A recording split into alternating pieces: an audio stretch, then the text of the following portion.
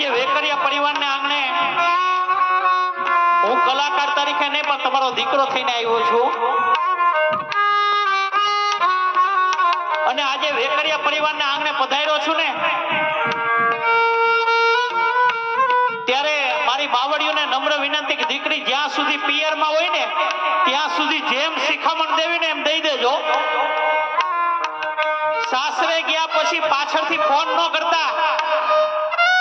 કારણ કે તમારો એક ફોન છે ને આ જમાઈને હક નથી લેવા દેતી મારા બાપ ત્યાં મહાભારત સર્જે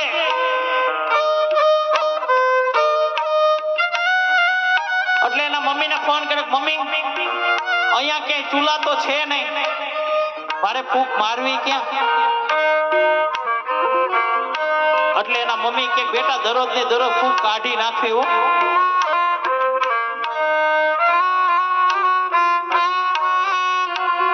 મમ્મી મારવી ક્યાં